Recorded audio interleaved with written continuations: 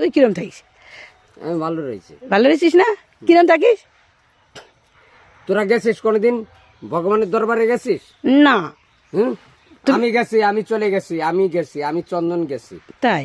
হ্যাঁ, ভগবান দরবার যত দরবার ছিল আমি সব দরবার আমি করে থুয়ে আইছি।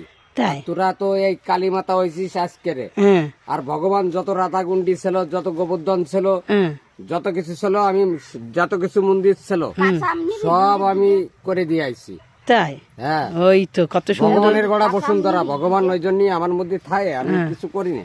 করবা করবা করবা।